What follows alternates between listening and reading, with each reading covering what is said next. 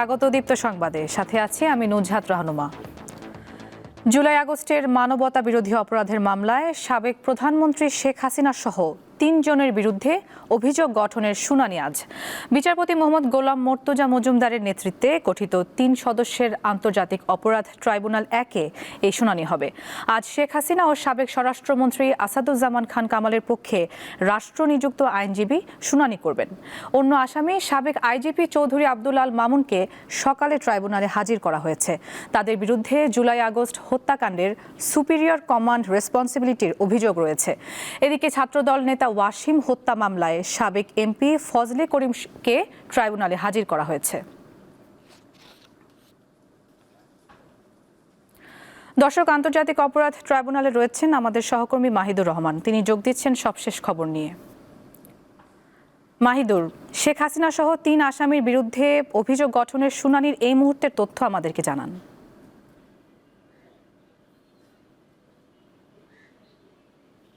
নুজহাত, আন্তর্জাতিক অপরাধ ট্রাইব্যুনাল ১-এ আজকে গুরুত্বপূর্ণ 2টি মামলার শুনানি রয়েছে। তার মধ্যে প্রথম যেটি ছিল যে চট্টগ্রামে ছাত্রদল নেতা ওয়াসিম আকরামকে সহ 6 জনকে হত্যার ব্যাপারে যে মামলাটি শুনানি ছিল সেটি আজকে শেষ হয়ে গিয়েছে কোর্টে। তো সেটির জন্য তদন্ত প্রতিবেদন জমা দেওয়ার জন্য 2 মাস সময় চেয়েছে প্রসিকিউশন, এবং আন্তর্জাতিক অপরাধ ট্রাইব্যুনাল ১ এই 2 মাসের সময় বেঁধে দিয়েছে পরবর্তী তদন্ত প্রতিবেদন জমা দেওয়ার জন্য।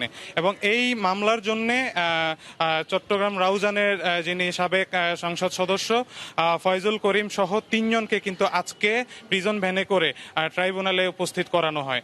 এবং আরেকটি যে মামলা শেখ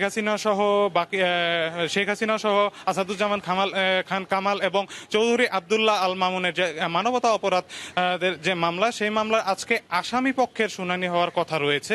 তো এই শুনানি কিছুক্ষণ আগেই শুরু হয়েছে। এই শুনানির জন্য আজকে শেখ হাসিনা এবং আসাদুজ্জামান খান কামালের পক্ষে স্টেট ডিফেন্স রাষ্ট্রনিযুক্ত যিনি state defence advocate Amir Hossain, তিনি কিন্তু আজকে এই শুনানির জন্য কথা বলবেন। এবং আমরা তার সাথে কথা বলে জানতে পেরেছি যে তিনি আজকে আসামি শেখ হাসিনা এবং আসাদুজ্জামান খান কামালের অব্যাহতি চেয়ে ট্রাইব্যুনালের কাছে আবেদন করবেন। এবং আরেকজন যে আসামি যাকে ট্রাইব্যুনালে হাজির করা হয়েছে চৌধুরী আব্দুল্লাহ আল মামুন, তার পক্ষেও কিন্তু একজন আইনজীবী নিয়োগ দেওয়া হয়েছে জায়েদ বিন আমজাদ। তিনিও কিন্তু চৌধুরী আব্দুল্লাহ আল মামুনের জন্য অব্যাহতির জন্য আদালতে আজকে শুনানি করবেন। তো এখনো পর্যন্ত কোনো নির্দেশনা আমরা পাই নাই। যদি ট্রাইব্যুনাল ১ থেকে কোনো নির্দেশনা আসে আপনার মাধ্যমে আমরা জানিয়ে দেওয়ার চেষ্টা করব। নুজহাত।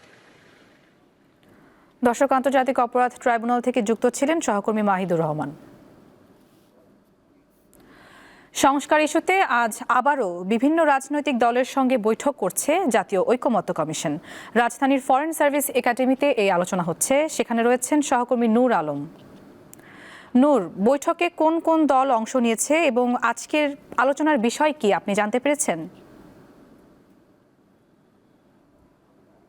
নুসরাত, 5 আগস্টের যে রাজনৈতিক যে একটি পট পরিবর্তন হয়েছে বাংলাদেশে, তার পরিপ্রেক্ষিতে কিন্তু বেশ কয়েকটি সংস্কার কমিশন গঠন হয়েছে এবং সেই সংস্কার কমিশনের চূড়ান্ত ধাপ কিন্তু এই ঐক্যমত্য কমিশন। এবং এই ঐক্যমত্য কমিশন আমরা যেটা জানি 166টি যে রাজনৈতিক যে প্রস্তাবনা, অর্থাৎ নতুন বাংলাদেশ বিনির্মাণের যে প্রস্তাবনা, সেই প্রস্তাবনায় কিন্তু 30টি রাজনৈতিক দল কিন্তু আলোচনা করছে জাতীয় ঐক্যমত্য কমিশনে। এখানে যারা নেতৃত্ব দিচ্ছেন জাতীয় ঐক্যমত্য কমিশনের সহসভাপতি আলী রিয়াজ। এরই মধ্যে আমরা দেখেছি যে বেলা 11টায় আজকের যেই 3টি এজেন্ডা, প্রথমটা হচ্ছে যে উপজেলা পর্যায়ে যে অধস্তন যে আদালত রয়েছে সেটি সম্প্রসারণ, এবং পাশাপাশি আরেকটি হচ্ছে জরুরি অবস্থা ঘোষণা এবং নারী প্রতিনিধিত্ব। এর মধ্যে 2টি বিষয় কিন্তু আলোচনা হয়েছে। আজকে কিন্তু যে দ্বিতীয় দফার যে 10ম আলোচনা, সেটা কিন্তু এরই মধ্যে শুরু হয়ে গেছে। এবং সকালে আমরা প্রথম যে বিষয়টি, সেটা হচ্ছে উপজেলা পর্যায়ে যে আদালতগুলো রয়েছে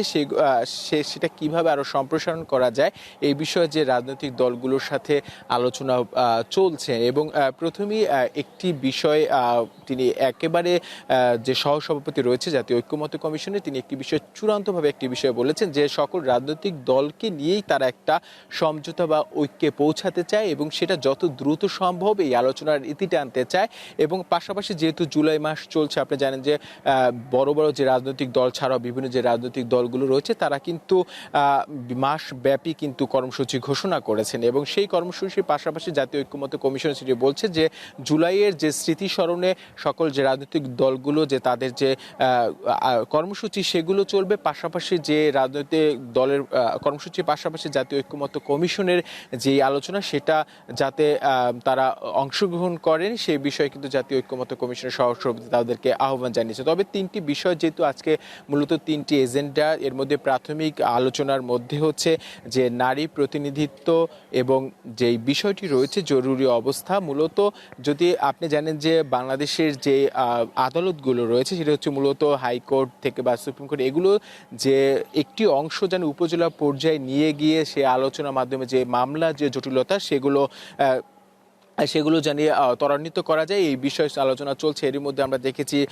বাংলাদেশ জামায়াতে ইসলামের প্রতিনিধি দল, বিএনপি সহ সকল রাজনৈতিক দল যেগুলো রয়েছে যারা ইতিমধ্যে অংশগ্রহণ তারাও আজকে এসেছে। এর মধ্যে আলোচনা চলছে, হয়তো দুপুরে ব্রিফিং করা হবে, তারপরে আসলে জানা যাবে যে আসলে কোন বিষয়ে কি বিষয়ে তারা আলোচনা করেছে তার সর্বশেষ জানা যাবে। নুছা, ফরেন সার্ভিস একাডেমি থেকে সরাসরি জানাচ্ছিলেন সহকর্মী নূর আলম। পঞ্চগড়ে মহাসড়ক যেন ট্রাক স্ট্যান্ড, দিনরাত দাঁড়িয়ে থাকে ট্রাক ও লরি, ফলে সৃষ্টি হচ্ছে যানজট। চালক ও পরিবহন ব্যবসায়ীরা জানান, আন্তঃজেলা টার্মিনালটি প্রয়োজনের তুলনায় বেশ ছোট, তাই বাধ্য হয়ে সড়কে যানবাহন রাখতে হয়।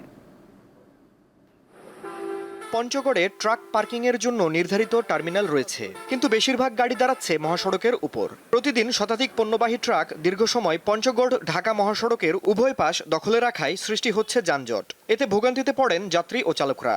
ট্রাকগুলো রাস্তার মধ্যে, রাস্তার দুই পাশে এমনভাবে ট্রাকগুলোকে রাখা হয় যে ওই রাস্তা দিয়ে আসলে পার হওয়াটা খুব কষ্টকর ব্যাপার।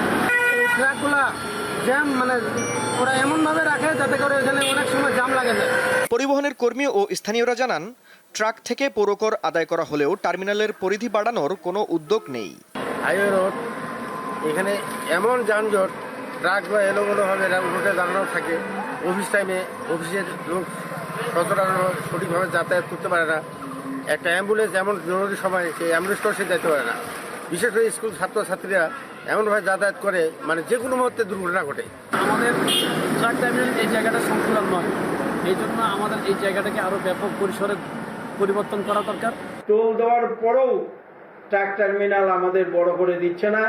আমরা সরকারকেও বলছি যে আমাদেরকে এইটা সুন্দর করে একটা সাজিয়ে দিয়ে আমাদেরকে ট্রাক টার্মিনালের ভিতরে, যাতে আমরা দুইটা বেসিক ইউনিয়ন আছি, রেজিনং রাজ 2000, আরেকটা ইউনিয়ন আছে ওটার নাম আমি বললাম না, এই দুইটা ইউনিয়ন যাতে দুই পাশে থাকতে পারি, যার জন্য আমি বিনয়ের সাথে অনুরোধ করব। সমস্যা সমাধানে দ্রুত টার্মিনালটি বড় করার দাবি চালক ও পরিবহন মালিকদের। দীপ্ত বার্তা কক্ষ। মীর মুগ্ধ খুলনা বিশ্ববিদ্যালয়ের শিক্ষক শিক্ষার্থীদের কাছে এক অবিস্মরণীয় নাম। জুলাই আন্দোলনকারীদের পানি সরবরাহের সময়ে ঢাকায় গুলিবিদ্ধ হয়ে শহীদ হন তিনি। তার স্মৃতি ধরে রাখতে নানা উদ্যোগে খুলনা বিশ্ববিদ্যালয়। মীর মাহফুজুর রহমান মুগ্ধ খুলনা বিশ্ববিদ্যালয়ের 19তম ব্যাচের এই শিক্ষার্থী 2023 সালে গণিত বিভাগ থেকে স্নাতক সম্পন্ন করেন। পরে MBA করতে ভর্তি হন বাংলাদেশ ইউনিভার্সিটি অব প্রফেশনালসে। 24-এর কোটা সংস্কার আন্দোলনের সক্রিয় কর্মী ছিলেন মুগ্ধ। আন্দোলনকারীদের প্রাণবন্ত রাখতে খাবার পানি সরবরাহ করতেন তিনি, আর বলতেন, পানি লাগবে কারো পানি। 18 জুলাই বিকেলে উত্তরায় গুলিবিদ্ধ হয়ে প্রাণ হারান এই তরুণ। মুগ্ধর মৃত্যুর খবরে থমকে যায় খুলনা বিশ্ববিদ্যালয়। তার স্মৃতি আজও উজ্জ্বল শিক্ষক ও শিক্ষার্থীদের কাছে। মুগ্ধ ভাইয়ের যে কর্মকাণ্ড ছিল সেগুলো আমাদের ভিতরে জীবিত আছে এবং আমরা চাই ভাইয়ের আদর্শকে আরো গভীরভাবে বাংলাদেশের অন্যান্য মানুষের সামনে নিয়ে যেতে। খুলনা ভার্সিটি ছিলেন এবং আমাদের গণিত ডিসিপ্লিনে ছিলেন, এই জন্য আমরা গর্ববোধ করি তাকে নিয়ে। স্মাইলিং ফেস ছিল সবসময়। ওর সঙ্গে যদি আমি ক্লাসে বকাঝকাও করতাম, একটু ফ্রিল্যান্সিং এর জন্য একটু দেরি করে আসতো, তো বকাঝকা করতাম। ও কোনো উত্তর না দিয়ে সবসময় হাসতো। তো মারা যাওয়ার পরে আমার মনে হলো যে মুগ্ধর ওই হাসি মুখটা আমার সবসময় মুখের মধ্যে ভেসে উঠছে। আর ও নামটা ছিল মুগ্ধ এবং সবাইকে আমাদেরকে মুগ্ধ করে রেখেছিল। এই প্রতিবাদী শিক্ষার্থীর স্মৃতি ধরে রাখতে বিশ্ববিদ্যালয়ের প্রধান ফটকের নাম রাখা হয়েছে শহীদ মীর মুগ্ধ তোরণ। স্থাপন করা হয়েছে শহীদ মীর মুগ্ধ সেমিনার লাইব্রেরি গণিত ডিসিপ্লিন ও মুগ্ধ ওয়াটার কর্নার। চালু হয়েছে শহীদ মীর মুগ্ধ আন্তঃডিসিপ্লিন ফুটবল টুর্নামেন্ট। মুগ্ধ এই বিশ্ববিদ্যালয় যতদিন থাকবে মুগ্ধ স্মৃতি, আমি মনে করি এটা হারানোর কোনো সুযোগ নাই। যখন ভোটে ঢুকবে তখনই মুগ্ধর যে আবেগটা সে বুঝতে পারবে যে মুগ্ধ কি ছিল। বাংলাদেশের আজকে আবু সাইদ, মুগ্ধ এই দুজনের নামই বেশি উচ্চারিত হয়তো, তাই সেই কারণে আমি মনে করি এটা বোঝার কোনো সুযোগ নাই। মীর মাহফুজুর রহমান মুগ্ধ হত্যায় জড়িতদের দ্রুত বিচার দেখতে চান তার সহপাঠী ও শিক্ষকরা। দীপ্ত বার্তা কক্ষ। ইয়েমেনের 3টি বন্দর ও একটি বিদ্যুৎ কেন্দ্রে হুতিদের লক্ষ্যবস্তুতে হামলা চালিয়েছে ইসরায়েল। আজ ভোরে এ তথ্য জানায় দেশটির সামরিক বাহিনী। ইসরায়েলে হুতিদের হামলার জবাবে এই হামলা চালানো হয়েছে বলে জানিয়েছে ইসরায়েলের সামরিক বাহিনী। ইয়েমেনের হোদেইদা, হোসেন, রাস ইসা ও সালিফ বন্দরের পাশাপাশি রাস কান্তিব বিদ্যুৎ কেন্দ্রে এই হামলা চালানো হয়।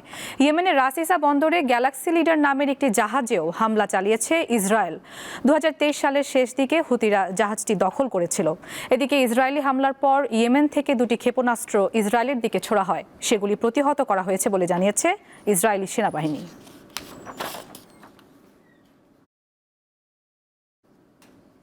খেলার খবর। প্রথমবার এশিয়ান কাপে জায়গা করে নেওয়া বাংলাদেশ নারী ফুটবল দলের সদস্যদের সংবর্ধনা দিয়েছে বাফুফে। গত রাত 3টার দিকে রাজধানীর হাতিরঝিলে অ্যাম্ফি থিয়েটারে এই আয়োজন করা হয়। এর কিছুক্ষণ আগেই খেলোয়াড়রা দেশে ফেরেন। প্রথমবার এশিয়ান কাপের মূল পর্বে খেলার যোগ্যতা অর্জন করে ইতিহাস সৃষ্টি করলেন বাংলাদেশের নারী ফুটবলাররা। তাই তাদেরকে বরণ করতে মধ্যরাতে আয়োজন করা হলো অনুষ্ঠানের। ফিফা র্যাঙ্কিংয়ে 128 নম্বরে থাকা দলটি পড়েছিল তুলনামূলক কঠিন গ্রুপে। বাহরাইন ও স্বাগতিক মিয়ানমার ছিল প্রতিপক্ষ। তাদেরকে কাগজে কলমে এগিয়েও রাখা হয়েছিল। কিন্তু বাংলাদেশের মেয়েরা প্রমাণ করেছেন র্যাঙ্কিং নয়, জয় আসে মাঠের লড়াইয়ে। ঐতিহাসিক এই অর্জনের ধারা অব্যাহত রাখতে চান খেলোয়াড়রা। তাদের লক্ষ্য বিশ্বমঞ্চে নিজেদের শক্তিমত্তার জানান দেয়া। আমরা আপনাদেরকে নিরাশ করব না। আমরা শুধু এশিয়া না, আমরা বিশ্ব মঞ্চে বাংলাদেশকে নিয়ে যেতে চাই। এখানে উপস্থিত সকলকে অসংখ্য ধন্যবাদ এত রাতে আমাদেরকে রিসিভ করার জন্য, এত সুন্দর একটা আয়োজন করার জন্য। মধ্যরাতের এই জমজমাট মুহূর্তে উপস্থিত ছিলেন অন্তর্বর্তী সরকারের সংস্কৃতি উপদেষ্টা।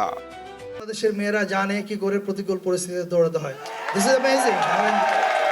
I mean this really speaks a volume of who you are and what you guys are made of. মেয়েদের এই সাফল্য বাংলাদেশকে বিশ্বমঞ্চে নতুনভাবে উপস্থাপন করবে বলে মনে করেন বাফুফে সভাপতি। আমাদের নারী দলের জন্য আজকে পুরা পৃথিবী বাংলাদেশকে আরেক রূপে চিহ্নিত করছে। এখন থেকে আমাদের একটাই এখন কমিটমেন্ট, একটাই স্লোগান, একটা এখন tagline, which is mission Australia.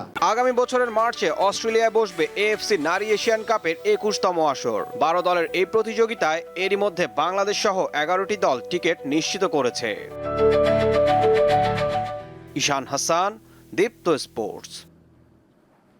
দর্শক, এই ছিল এখনকার মতো। পরবর্তী সংবাদ বেলা 2টায় দেখার আমন্ত্রণ।